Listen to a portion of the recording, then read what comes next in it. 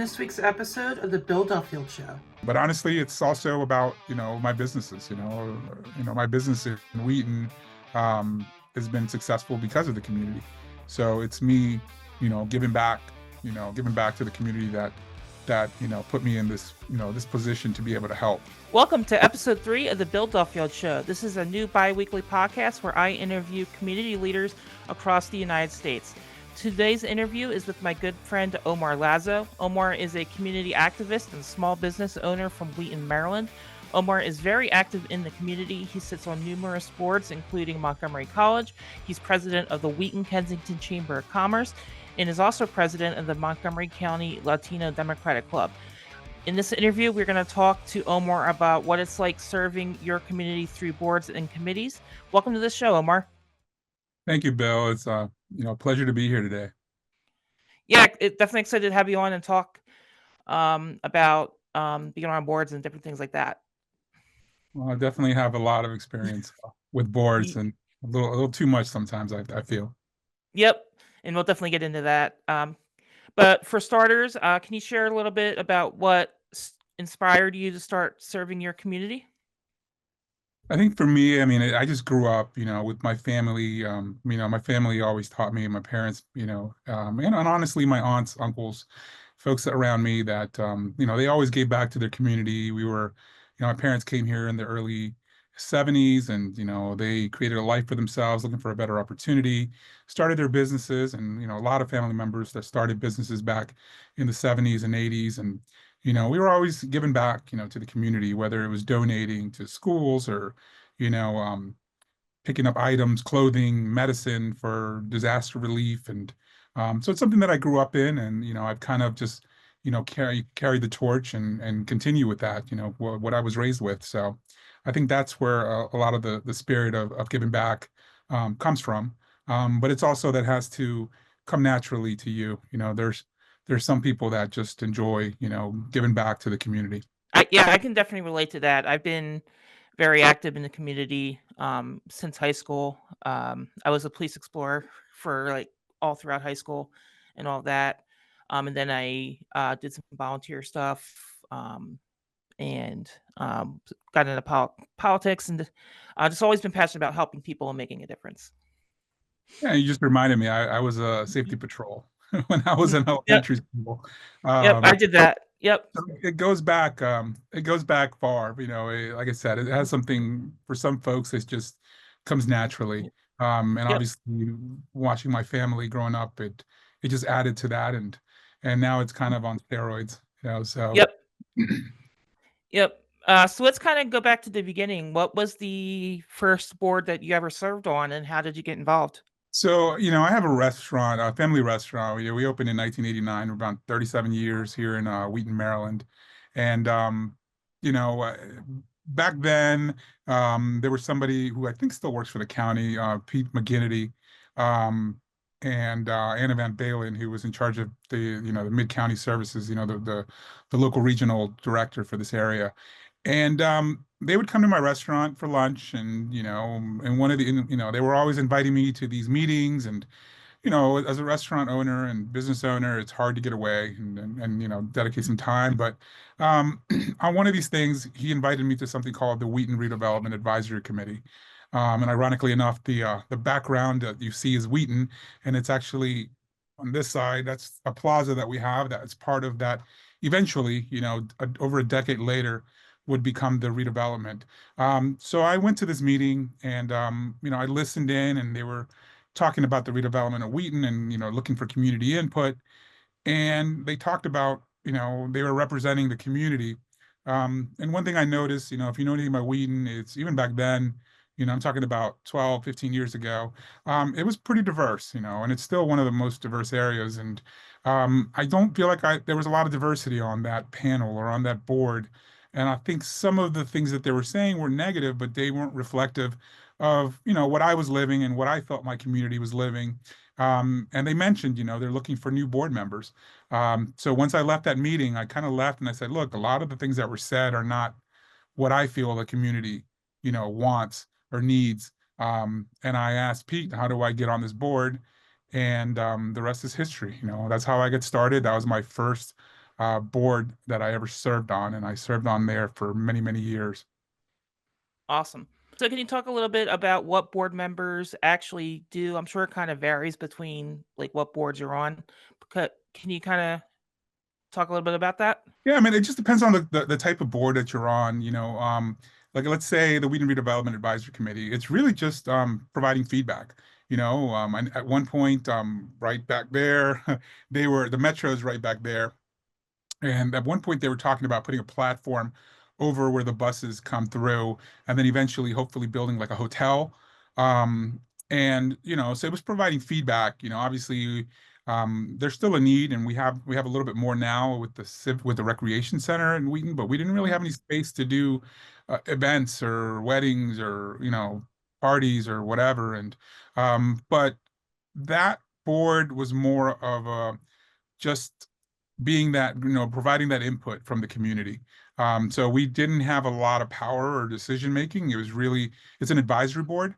So we were Mhm. advising the county council and the county executive. And those are the folks that are in charge of the budget. And if we want something done, where we're going to need money, they're the ones that are going to be able to provide it, or allocate that money. So that's more of an advisory board. There's other boards like, I'm in Montgomery College, and Montgomery College, it's a position. I was appointed by the governor of Maryland for that position. I think it was nominated by the county council.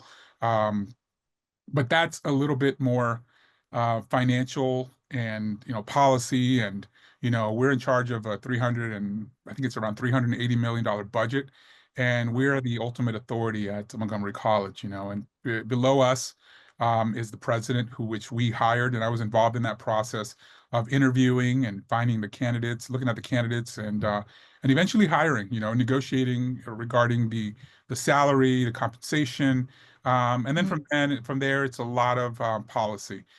Just making sure that the college is going in the direction that the board believes it needs to go in conjunction with the president and his view on everything. So and then there's some boards where we have staff. Montgomery College, one of the most amazing boards. I mean, without a doubt, the most amazing board that I've been on, and with the things that they're doing and the impact they're doing in our community.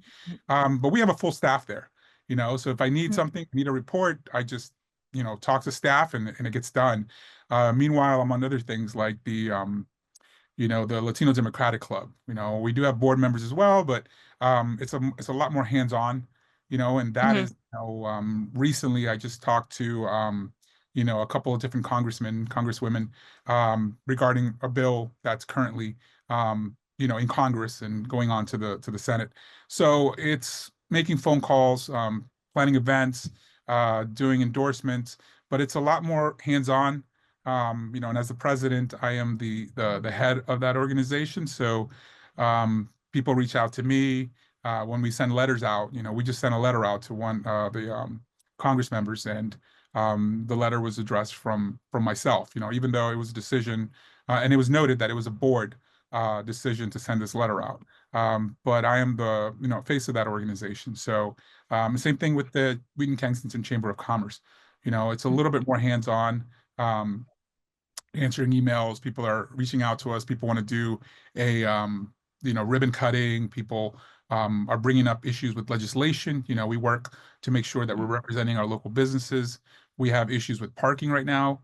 In Wheaton, some of the policy was changed where they're charging later on in the day. They're charging on Saturdays when they didn't. We had some issues with, the health department with some of our restaurants. So it's just something where you're constantly, people are reaching out to you and asking you to Mhm. solve things. And this is all a volunteer effort. I Yeah. don't pay for any of the board, so I have to let people know that if they're interested in doing something like this, that for the most part, it's not a thankless job because I do have a lot Yeah. of people that thank me, that are very grateful. Mm. But it's something where for me, it's just a lot of times it's just making a connection with somebody. Like somebody wanted to know if they could have a wood burning pizza oven in their restaurant, and they couldn't get in touch with anybody at the health department. And I, through my contacts, I was able to, go directly to the top, and in a matter of like 30 minutes, the issue was resolved. Wow. Right. So it just took me Mhm. making a phone call or sending a text message, and that was it. It doesn't cost me anything. So a lot of different duties. So if you're an advisory board, you're just, you're the voice of your community, so the Wheaton Redevelopment Advisory Committee and the Wheaton Urban District Advisory Committee, um, they're, they're just there to advise and be the voice for that community. And, the voice can vary. You can have 10 people on one of these committees, and not everybody is, in consensus, so it's, it can be tricky sometimes, but, it's very, very enjoyable. Can you tell us about a project that you worked on as a member of a board that stands out as a defining moment for you? I mean, I think in Wheaton, I mean, most of like I said, I started with the Wheaton Redevelopment Advisory Committee, and that's why the picture that I have behind me, I use a lot of things that I'm on, because it's Wheaton is where a lot of the work that that's where I started, and being an advocate and community leader, and Wheaton's really, I've been here 37 years now, but the redevelopment of Wheaton, there's still challenges that are ongoing, but part of that also included the library, providing feedback, even, through the Wheaton Urban District Advisory Committee, on what we wanted for, for the library slash recreation center, and, the facilities. It's one of the top facilities in the county. It's the most trafficked library rec center in the entire county. So it's just a testament of, that feedback. It's what the community needed. Like, we have a small park that's more for like younger kids, like toddlers. And that's one of the few parks that you'll see. And that's something that came directly from that input. We said we have a lot of, like, younger families, and the parents are looking for things to do, and where it's not, it's free. And so we have that. We have the full rec center with basketball courts. And I know once we opened, for some reason they dropped or they had postponed the senior citizen like programming with. And then, I was there, and we were able to come back and say, look, the senior citizens deserve to have their programming, and so it was done almost right away, so that was important. So the plaza that's behind me, it's named after Marion Fryer. She was a local leader. And I remember, when I started on the Wheaton Redevelopment Advisory Committee, she would show up to all of our meetings, and also the Wheaton Urban District Advisory Committee, just a great leader for the community. But we were on WUDAC, like, we were involved in the naming of the plaza. So it was nice to be able to name it after someone who had really given back to the community. And she's passed away now, and but her name lives on, and her work lives on here in the community. So and even that plaza across the street is Maryland National Capital Park and Planning Building. It's a county building. And that, the other thing that I'm really proud of is there's a lot of businesses that are around that area. It's pretty much the urban district, the central downtown Wheaton area, with a lot of small businesses. And there was a large parking lot there that was going to be taken away for 3 years while they did the construction, of this building. And working as on the chamber and being an advocate, I realized really quickly that all the businesses were telling me, Omar, we're gonna go under. We're gonna go out of business if we don't have parking. And they were right. If you have nowhere to park, most of these businesses weren't going to survive.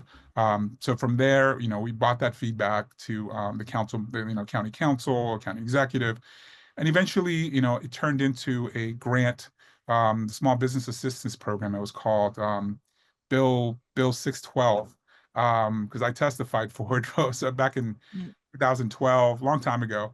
mm, I guess 12 years ago. And I still remember it, because it was very impactful. And I think a lot of the business community was very grateful for my advocacy. Like I said, I testified for it. It got passed. And, if you could show that you had a loss in revenue from before, the construction started to the day the construction, was being done, then you could ask for that difference. So if your revenue was 300,000 before the construction, and then during the construction, all of a sudden it's 200, you can ask for 100,000. And I forgot the number, but it was up to like $250,000 or something like that you can ask for. mm, But a lot of these businesses survived because of this legislation, which is a testament to the county council at that time for supporting their small businesses. But it took a lot of advocacy and letting people know, hey, there's going to be unintended consequences to this redevelopment. So to me, I think that was one of the most important things where I really saw directly um, my work, you know, Mhm. being able to save small businesses. So I think that's one of my proudest one of the proudest things that I really worked towards or work, helped accomplish. So, what kind of challenges are boards uh, facing today? It just depends on what board. Like with the business community, the Chamber of Commerce. I'm president of the Wheaton and Kensington Chamber of Commerce. I think one of the biggest challenges is I think with the economy the way that it is, a lot of the small businesses are struggling, and I think that's the biggest challenge. As a chamber, you just don't have, a lot of the membership is not being renewed. People are struggling, so they're cutting back, and maybe that $200 membership month, annual membership is just too much for them right now. And so those are the challenges. And also you're a lot busier because you're trying to find ways to help these small businesses survive. That's a challenge. Um, Mhm. and I think on some other boards, it's people are busy, especially in the DC DMV area, the lifestyle and Yep. work. And, so it's finding people that can dedicate the time that's needed to some of these boards.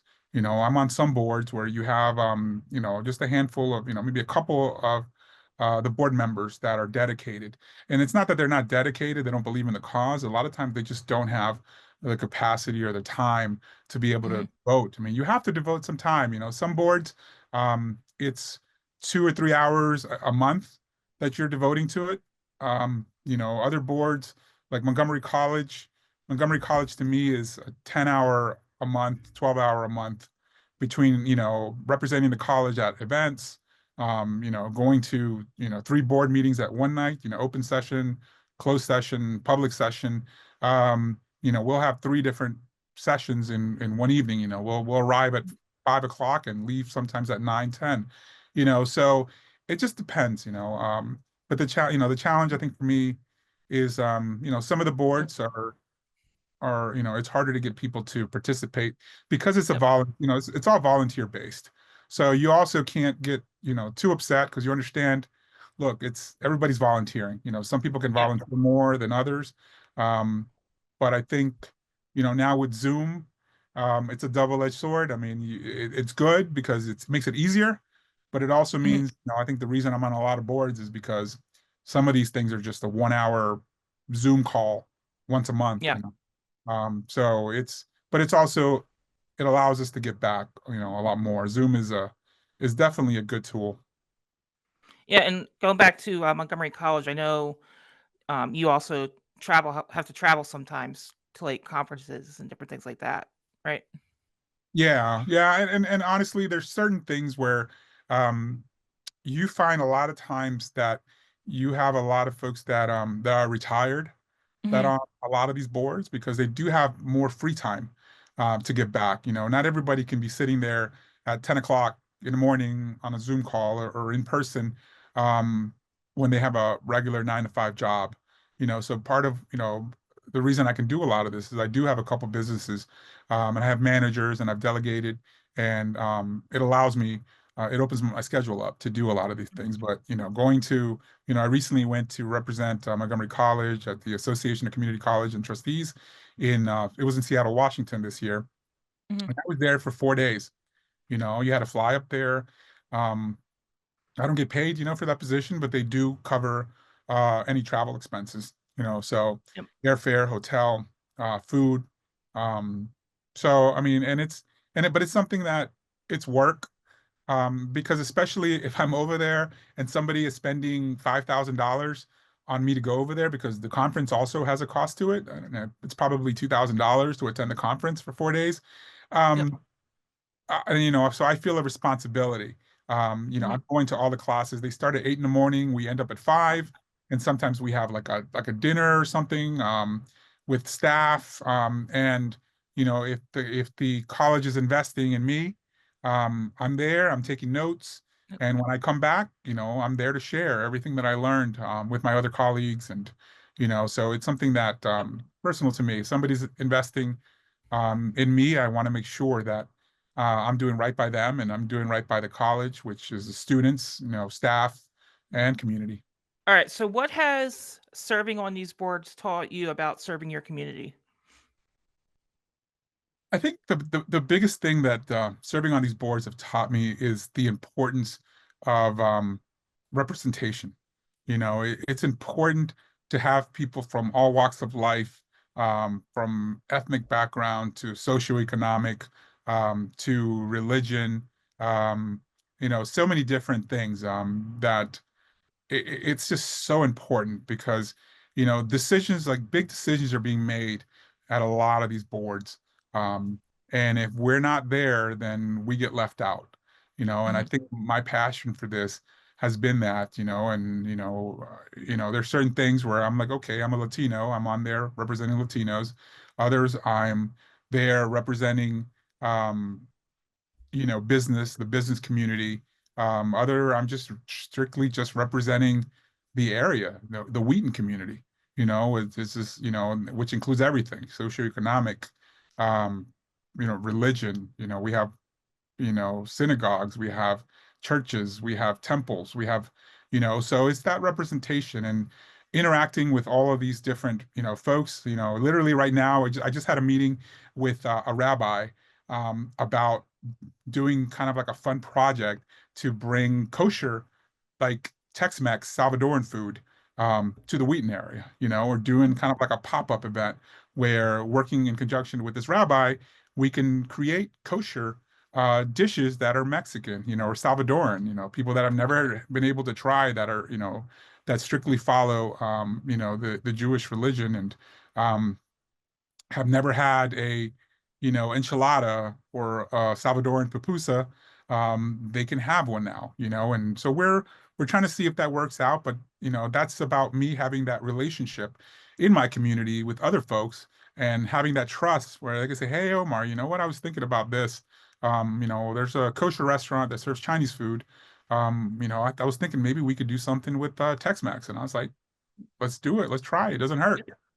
So I think that's something that I enjoy. But these boards, they open up a lot of doors, and honestly, there's a lot of people that have needs in the community that a lot of times don't have the voice. So the resources are there, but we just don't have anybody that represents them. And that's one of the reasons, the driving forces behind kind of what I do is representing, not just Latino communities, it's everything, it's everybody out there, everybody that I become friends with, that I, acquaintances and um, people that I meet and people that share their struggles and challenges. And if I can help, like if I can do something to help them, then, it's something that drives me. That's great. All right. So, you sit on multiple boards, you run a restaurant, you have a family, wife and kids. How do you balance all of this, serving on multiple boards with your personal and professional life? And it's a challenge. My goal was never to serve on all these boards. And there's, I mean, literally just recently, I stepped down from one. There's a couple more that I need to step down from. But it's also about, building bridges. I'm on boards where I feel sometimes there's not the representation that I believe needs to be there. So a lot of times I'll go on boards and I'll bring other people on board. And once I know that we have good people left there, then I feel comfortable moving on. But it's also just sharing that knowledge, letting people know they can make a difference. Because there's people that want to make a difference. They just don't know how, and a lot of times they're afraid or they're intimidated. And I said, no, like the only thing you have to do is just be yourself and use your experience in the community and or whatever field that you're representing and give that feedback. So but it's still a challenge. Obviously I have a very supportive family, that being, also my wife. I have three daughters. They're supportive as well because they're part of this as well. Sometimes I'll take them with me. Hopefully sometimes I'll get them some SSL hours. They, but yeah, I mean, it's, my in-laws live with me. So, I mean, I'm blessed because I don't have to worry about if I have to go do something and, my wife is going to come with me or, then the kids can stay home, with the in-laws.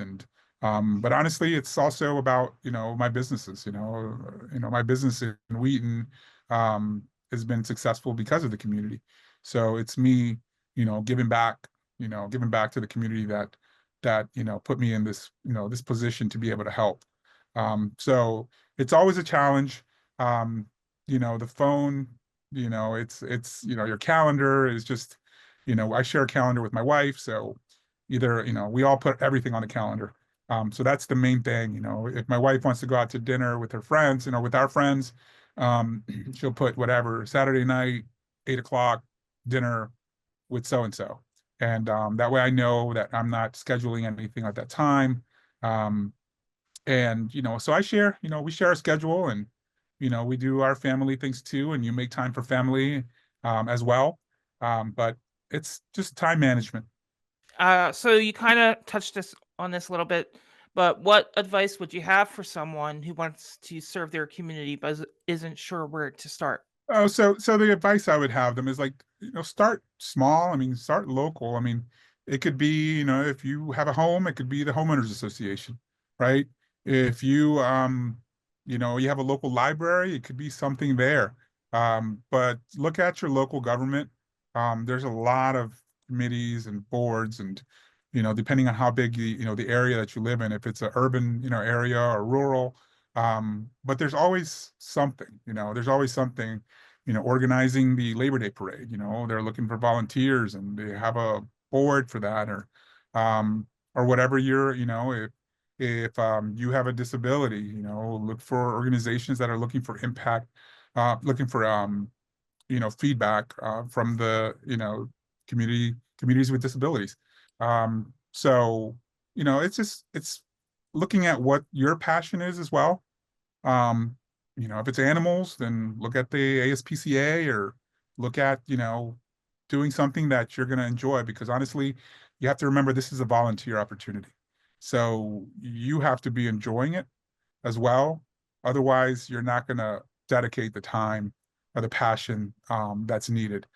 So I would just say, look for your local government, especially online. It's easy to find.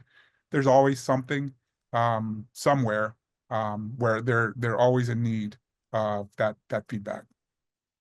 Yeah, definitely. So I know you ran for office like 3, 4 years ago. I was pretty involved with your campaign. That's actually how we met. Can you tell a little bit about your decision to run for office? Sure. So as you've heard today, I mean, I'm just involved in a lot of things, and most of these things tie back to your elected officials, your county council member, your county executive, and it's really me and a lot of folks in the community advocating for these things, for either whether it be budget, whether it be a new library, whether it be a new school, whatever it is. Um, so a lot of this has to do with just advocacy, advocating for schools, for new roads, new lights, and so forth. So it's always going back to, talking to the elected officials. And, after 15, 20 years of doing this, you know, um, I just realized, it would be a lot easier if I was the one making those decisions for my community, though, someone that's knows the community really well, for over 37 years, than having to try to advocate and hope that somebody makes the right decision, for the community. So that's really where it came from. And it really came from the community just asking me. They're like, Omar, you know what? You need to run for office. You need to do it. We need you up there. Um, and I said, look, if y'all are going to back me, then I'm going to do it. It's not for everybody.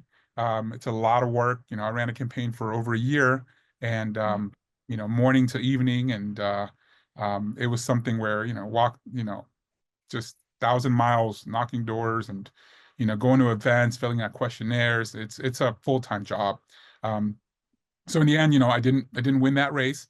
But I'm still, keeping my options open, and seeing and like I said, and I told somebody, not too long ago, I said, look, if my representatives are doing right by my community, then there's no need for me to be there.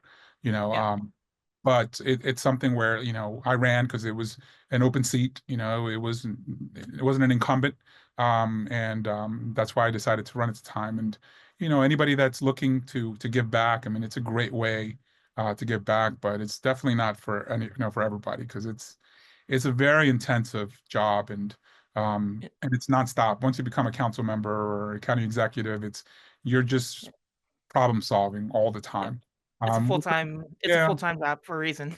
yeah, yeah, and I Yep. feel like I kind of already do that. I problem solve all the time on for everything. From business to, the community, to food insecurity, to on so many different levels. The only difference is I don't get paid for it. So.